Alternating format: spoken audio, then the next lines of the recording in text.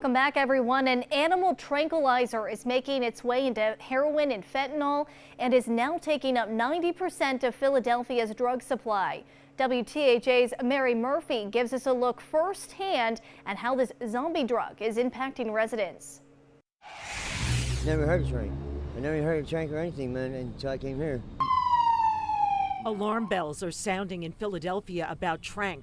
You'd see people kind of like walking around looking like animals when their knuckles are touching the ground. Now Art El Malik's hands and knuckles are swollen to 3 times their natural size from exposure to the animal sedative xylazine, street name tranq. When I was leaving, somebody had to samples, and that's what got me stuck, man. They had samples of pretty dope.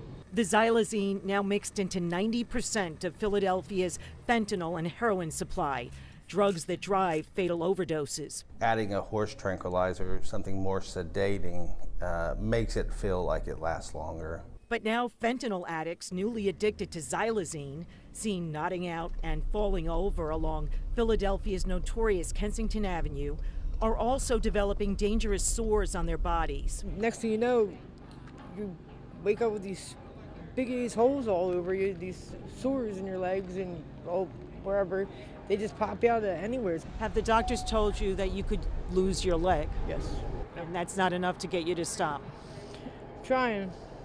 It's a lot easier said than done. Art El Malik knows infection could precede amputation. Yeah, I mean, there's a possibility. Yeah, it's a possibility. A lot of my friends have lost their limbs already. Withdrawal symptoms associated with tranq can be brutal. I tried like cold turkey, man. I had a seizure and everything. You had problems on your legs? I did, man. I had like a hole in my shin, and I could literally put 2 fingers in there. We noticed one young man in a wheelchair missing his left foot. A federal law enforcement source told Pix 11 News vials of xylazine have already been found in New York City stash houses that produce drugs, and it's spreading to other states. Last I heard, it's probably at least 36 or so.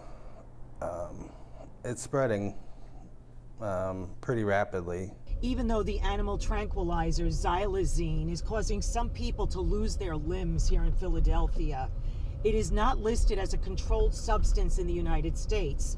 The Drug Enforcement Administration does not regulate it. A non-regulated supply, there's going to be anything and everything. Not going to help you. Prevention Point Philadelphia has nurses helping with wound care, nutrition, and clean needle supplies. But the drug dealers abound on Kensington Avenue.